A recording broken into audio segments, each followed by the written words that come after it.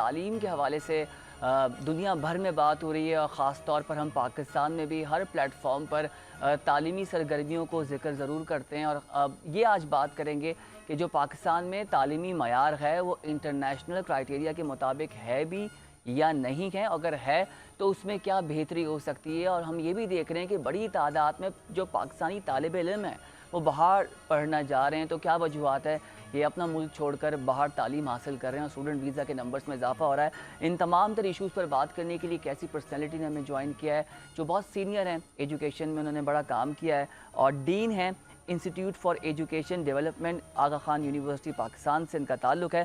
سر السلام علیکم and very good morning to you and welcome to the show. کیسے ہیں آپ؟ بالکل ٹھیک ٹھاک، تھینک یو سر۔ سب سے پہلے تو مجھے یہ بتائیں کہ کل دنیا بھر میں لٹریسی کو سیلیبریٹ کیا گیا ہے، پاکستان میں بھی اکیڈمیاں، انسٹیٹیوشنز، ایجوکیشن جو ہے بڑا کام کر رہے ہیں اور بہت بہتر کام کر رہے ہیں۔ کیا وجوہات ہے کہ جو تعلیمی معیار ہے وہ انٹرنیشنل کرائیٹیریا کے مطابق نہیں بن پا رہا، اگر بن بھی پا رہا ہے تو اس کو میٹ نہیں کر پا رہا؟ آپ کی کیا رائے ہے؟ جی تھینک یو ویری مچ۔ سب سے پہلے تو میں بہت مشکور ہوں کہ آپ نے موقع دیا، اور آپ کے ناظرین کا بھی۔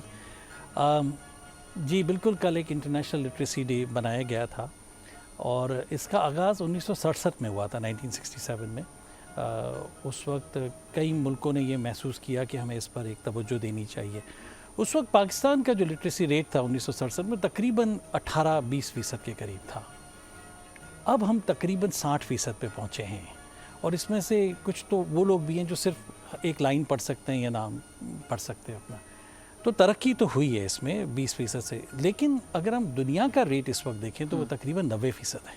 90% ہے۔ تو دنیا میں اگر اس وقت 10 میں سے ایک شخص ان پڑھ ہے، تو ہمارے یہاں اس کی تعداد 4 میں سے 10 ہے۔ تو محنت کی ہے، گورنمنٹ نے بھی کی ہے، این جی اوز نے بھی کی ہے، انسٹیٹیوشنز نے بھی کی ہے، انڈیویجولز نے بھی کی ہے، لیکن اب وہاں نہیں ہے جہاں ہمیں ہونا چاہیے۔ یہ ہے کام ہو رہا ہے، ایسا نہیں کہ نہیں ہو رہا، ادارے کام کر رہے ہیں، لیکن آئی تھنک اس رفتار سے ہم نہیں بڑھ پا رہے جس رفتار سے آپ اور ہمیں جانا چاہیے۔ بالکل بالکل۔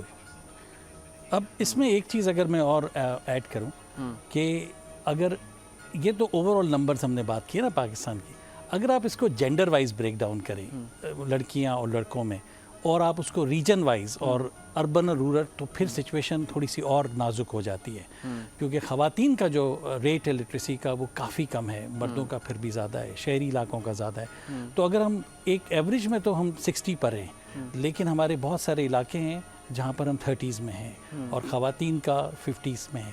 تو یہ بھی کوشش کرنی ہے کہ جہاں ہم نے ایک اوور آل ایفرٹ کرنی ہے، وہاں کچھ خطوں میں اور کچھ گروپس پہ زیادہ محنت کرنی ہے تاکہ وہ پر آ سکیں۔ سر انکلوژن پہ بہت کام کر رہے ہیں ہم سب لوگ مل کے، اور جو مائنورٹی والا جینڈر ہے، ہم ٹرانس کی بات کریں، ان کو پڑھانے کی باتیں ہونی چاہیے۔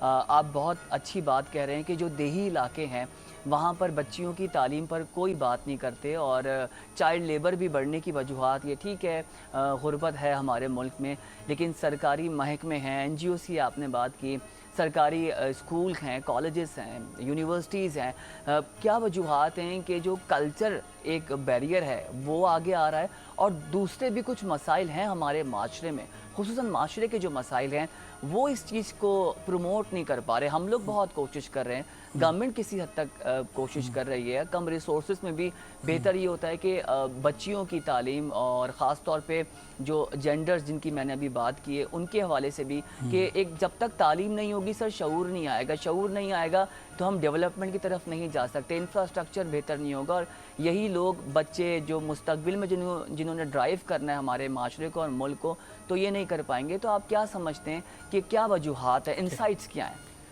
جی بہت شکریہ۔ تو 3 باتیں میں کہنا چاہوں گا۔ جی ایک تو یہ ہے کہ بہت سارے لوگ اپنے بچوں کو اس لیے نہیں پڑھاتے ہیں، آپ نے دیکھا آؤٹ آف اسکول چلڈرن بھی ہمارے پاس بہت زیادہ ہیں، کیونکہ ان کا یہ کہنا ہے کہ جی ہم پڑھا کے کریں کیا، آگے نوکریاں نہیں ہیں، ہے نا، یہ ایک بڑا سوال ہے۔ تو ایک تو ریزن یہ ہے کہ اکنامکس اور ایجوکیشن کا لنک ہوتا ہے۔ جب ایجوکیشن آپ دیتے ہیں تو ایکسپیکٹیشنز کریٹ کرتے ہیں، ہے نا، آپ جب گریجویشن کرتے ہیں تو ایکسپیکٹیشنز ہوتی ہے کہ جب مجھے ایک اچھی نوکری ملے گی اچھی جگہ، جب وہ نوکریاں نہیں ملتی تو پھر اس کا ناک آن ایفیکٹ نیچے ہوتا ہے کہ لوگ کہتے ہیں جی ایک تو یہ ریزن ہے کہ اکنامک جب گرو کرتی ہے تو اس کے ساتھ یہ اپرچونیٹیز گرو کرتی ہیں۔ دوسری مجھے یہ لگتی ہے وجہ کہ ہمارے کچھ حلقے ایسے ہیں کہ جن کے لیے تعلیم ایک خطرے کی چیز ہے. وہ شاید یہ نہیں چاہیں گے کہ ان کی جو لوگ ہیں ان کے جو ارد گرد ہیں وہ پڑھیں. میں آپ کو ایک 2-3 ایگزامپل دیتا ہوں. فار ایگزامپل میں اگر اپنی ذات کو لے کے چلوں کہ سپوز میں ایک بڑا سا کارخانہ چلا رہا ہوں جہاں پر مزدور ہیں تو اور میں ان کو کم پیسوں میں کام کروانا چاہتا ہوں, تو ان کا وہ جو شعور ہے کہ جی ان کے کتنے پیسے ملنے چاہیے, منیمم ویج کیا ہے, اگر وہ ان کے پاس نہیں ہے تو میں شاید نہیں چاہوں گا کہ ان کے پاس جائیں. اگر میں چاہتا ہوں کہ لوگ مجھے ووٹ کریں اور وہ آنکھ بند کر کے ووٹ کرتے ہیں تو شاید میں چاہوں گا کہ وہ بھی کنٹینیو رہے. اگر میں ایک مذہبی لحاظ سے بھی چاہتا ہوں کہ لوگ ایک ڈاکٹرین کو فالو کریں اور اس پہ سوال نہ کریں, تو تعلیم کیونکہ صرف معاشی چیز نہیں ہے, وہ ایک آپ نے بھی جیسے کہا شعور پیدا کرتی ہے, تو کئی دفعہ لوگوں کو شعور سے ذرا خطرہ بھی ہوتا ہے. بہت تو آئی تھنک کہ اب ہم کسی ایک انڈیویجول کی بات نہیں کریں, لیکن کچھ لوگ ہر معاشرے میں ہوتے ہیں, وہ بھی ایک مسئلہ ہے. جی سر, ایک بڑا بنیادی سوال ہے اور اس میں لگتا ہے کہ آپ اور ہم اور ہمارے جتنے بھی یہ ایجوکیشن کے حلقے ہیں اس میں کچھ نہ کچھ بہتری کر سکتے ہیں. جیسے آپ نے کہا کہ اس وقت لوگ کہتے ہیں کہ تعلیم بہت مہنگی ہو گئی ہے اور اس کا تعلق معیشت سے, اکانومی سے جڑا ہوا ہے. ایک والدین اگر اپنے بچے کو پڑھاتے ہیں اور پرائیویٹ یونیورسٹی میں داخلہ دیتے ہیں تو جو اس کی سیمسٹر فی بنے گی وہ 1.5 لاکھ 2 لاکھ بنے گی 6 مہینے یا 4 مہینے کی, اور اوور آل ڈگری کی اگر کاسٹ کی بات کریں تو 6 یا 7 لاکھ پہ بن جائے گی. کیا اس مہنگائی میں ایک عام آدمی اتنی مہنگی تعلیم کا خواب رکھ سکتا ہے؟ اگر رکھ بھی لے, چلیں اس نے بینک سے لون لے لیا, اس نے ادھار کر لیا, زیور بیچ دیے, گاڑی بیچ دی, کیا 6-7 لاکھ اپنے بچے کو اس ایجوکیشن سیکٹرز میں اس معاشرے میں انویسٹ کر کے, کیا پھر والی بات کہ وہ کیا 25,000 کی نوکری کی اس کو میٹ کرے گا یا 50,000 کی نوکری ملے گی یا لاکھ کی نوکری ملے گی؟ پھر سوال یہ جو انویسٹمنٹ کی جا رہی ہے اس کا ریٹرن کیا ہوگا؟ تو اگر آپ مجھے 1 منٹ دیں تو میں تھوڑا سا اس کو گلوبل لیول پہ بھی لے کے جاؤں. اس لیے کہ یہ جو ایجوکیشن مہنگا ہوا ہے نا, صرف پاکستان میں نہیں ہوا ہے, یہ ہر جگہ ہوا ہے. خاص طور پہ اگر آپ انگلینڈ دیکھیں, امریکہ دیکھیں, ان جگہوں پر بھی ہے. اس کی جو میں بڑی وجہ سمجھتا ہوں وہ یہ ہے کہ جو پبلک سیکٹر ایجوکیشن ہے اس پر انویسٹمنٹ نہیں ہے, کیونکہ آپ تعلیم اسی وقت سستی کر سکتے ہیں جب ٹیکس منی کے تھرو گورنمنٹ سبسڈائز کرے اس کو.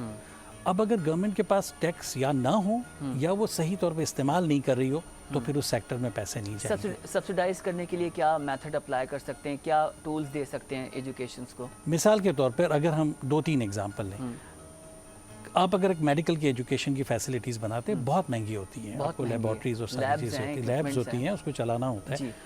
یہاں پر آپ کچھ بھی کوشش کر لیں, ایک عام آدمی وہ پیسے دے ہی نہیں سکتا, ٹھیک ہے. اب وہاں پر آپ کو ضرورت ہوتی ہے کہ گورنمنٹ کی گرانٹس ہوں, یونیورسٹیز کو, اسکولز کو, کہ وہ اپنے آپ کو ڈیولپ کر سکے اور ان خرچوں کو پورا کر سکے. بالکل صحیح بات ہے. اچھا, میں کہنا یہ چاہتا ہوں کہ یہ مسئلہ صرف پاکستان کا نہیں, گلوبل ہے, اور اس کی ایک بنیادی وجہ یہ کہ آپ کو بھی یہ اچھی طرح سے معلوم ہے کہ پچھلے کئی دہائیوں سے ایک بڑا رجحان دنیا میں ہے کہ جو امیر طبقہ ہے وہ امیر سے امیر ہوتا جا رہا ہے اور غریب غریب ہو رہا ہے. آپ کو میں کچھ نمبر ذکر دوں, ایک اجازت دیں. تو اس وقت جو لیٹسٹ رپورٹ ہے اس کے مطابق 10% of the wealthiest people, 10% of the wealthiest people, 10% ہے, ان کے پاس 76% ریسورسز آف ویلتھ ہیں. So 76% of the global wealth is controlled by 10%. ٹھیک ہے. اور اس کے بعد جو 40% لوگ ہیں ان کے پاس صرف 22% ہے. تو جب ویلتھ اتنی زیادہ اوپر ہوگی اور وہ ٹیکس میں کنورٹ نہیں ہوگی, کیونکہ آپ دیکھیں کارپوریشنز بھی ٹیکس کم دیتی ہیں اور بڑے آرام سے ہم ٹیکس بچا لیتے ہیں. جب گورنمنٹ کے پاس ٹیکس نہیں ہوگا تو وہ آگے ایجوکیشن کو ہیلپ نہیں کر سکتی. پھر پرائیویٹ سیکٹر کو آنا پڑتا ہے. جب پرائیویٹ سیکٹر آتا ہے تو وہ کمرشلی آئے گا, زیادہ تر کمرشل آئے گا, تو وہ اپنا ریٹرن آف انویسٹمنٹ مانگتا ہے, ٹیکس بھی دینا ہے, ٹیکس بھی دینا ہے, کمرشل ریٹ والے بلز بھی دینے, تو پھر تو فیس تو بڑھے گی اس کے بعد. تو اس کا حل ہی یہ ہے کہ پبلک سیکٹر کو اسٹرینتھن کیا جائے, اور پبلک سیکٹر کو اسٹرینتھن کرنے کے لیے ڈسٹریبیوشن آف ویلتھ جو سوسائٹی میں ہوتی ہے اس کی طرف دوبارہ دیکھنا ہوگا. ہمارے پاس خود پیسے نہیں ہیں, حالات یہ ہیں کہ IMF سے تو اب ملک آپ کا چل رہا ہے,